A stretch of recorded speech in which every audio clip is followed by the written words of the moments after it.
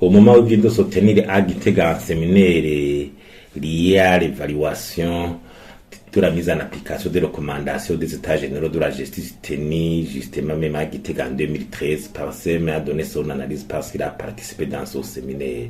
D'abord, Parsem a été surpris de constater que une réunion importante comme les États généraux de la justice de 2013, l'évaluation de ces recommandations se passe plus de 10 ans après. C'est une période longue.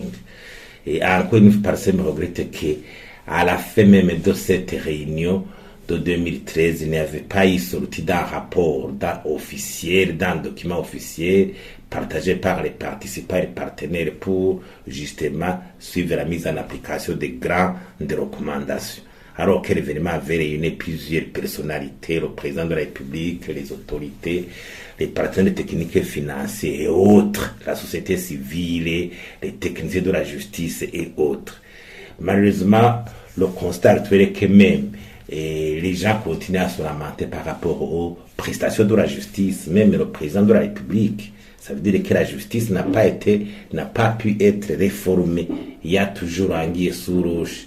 Et on ne veut pas mettre la main dans la pâte et on ne veut pas réformer la justice parce que le pouvoir exécutif ne veut pas que la justice soit indépendante. C'est ça le problème. Déjà, si on analyse la situation actuelle, on continue à constater l'impunité qui est consacrée des crimes économiques et surtout des plus hautes autorités, des crimes commis par même des autorités subalternes, mais qui, de par leur influence, la justice n'ose pas les sanctionner. Et les grands faits, par exemple, qui montrent que la justice reste ligotée par le pouvoir exécutif, c'est la reconnaissance du pouvoir comme troisième pouvoir. On voit toujours la confusion des rôles entre le ministère de la Justice et la Cour suprême. Alors que c'est la Cour suprême qui incarne l'indépendance de la magistrature, même à travers la Constitution. Déjà, le gouvernement a refusé qu'il y ait la haute cour de justice censée sanctionner ou introduire en justice les plus hautes autorités. Quand ils se rendent coupables de crimes économiques ou des crimes de haute trahison. C'est un problème déjà. Le ministère veut garder une mainmise. Déjà, au niveau de la gestion de la carrière des magistrats, le personnel technique de la justice, c'est le ministère qui recrute, c'est le ministère qui assure la promotion des magistrats, et qui attribue les responsabilités, les promotions, tous les cours de tribunaux, les responsables sont nommés par le ministère. Même les autorités de la Cour suprême sont nommées sur les propositions du ministère de la Justice, le président de la Cour suprême, et tous ces magistrats. Alors, on dirait que tous les magistrats sont redevables au ministère de la Justice, qui est du pouvoir exécutif, avec tout ce qu'on sait de l'influence liée à ce pouvoir. Encore une fois, il y a une faiblesse d'une inspection de la justice indépendante qui peut sévir contre les magistrats véreux qui se méconduisent. Mais quand même la discipline assurée par le ministère de la Justice, ça veut dire que tout magistrat se sent redevable au ministère, celui qui lui a donné la promotion, le recrutement. Donc, déjà là-bas, au départ, c'est faussé. Encore une fois, c'est l'obligé. L'obligé alloué au ministère de la Justice. L'obligé alloué au ministère de la Justice, et c'est un budget d'abord dérisoire, 50 milliards.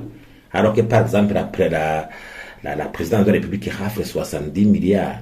La présidence, c'est une superstructure au niveau du gouvernement, tandis que le ministère, c'est tout un personnel, c'est tout un labyrinthe d'éléments d'un système complexe. Et normalement, le budget du ministère devait être revu à la hausse. Parce qu'on voit que même le gouvernement, quand il veut introduire une politique, ça n'empêche pas qu'il la soutient au niveau financier. Et notamment, par exemple, la subvention des coopératives qui a été faite ces dernières années à plus de 80 milliards. On ne comprend pas comment un ministère de la Justice ne peut pas avoir des moyens suffisants pour qu'il y ait un traitement de magistrats, pour qu'il y ait tout. Et ce budget, normalement, devait être géré au niveau de la Cour suprême. Il faut séparer. La Cour suprême devait s'assurer de la gestion du ministère des carrières, et puis le ministère devrait s'assurer de la politique générale de la justice et du gouvernement. Il faut qu'il y ait toutes ces réformes et pour que la justice soit indépendante. Sinon, si la justice reste sous la coupe de l'exécutif, il sera toujours sous influence. Parce que son budget faible aussi ne permet pas à ce qu'il y ait une logistique suffisante au niveau des cours et tribunaux, le traitement des magistrats, au niveau des cours de travail, salaires et autres, le matériel suffisant technique pour aider les magistrats par exemple à arriver sur le terrain. Tout cela fait que justement la justice est toujours mise en rencard par rapport aux autres pouvoirs.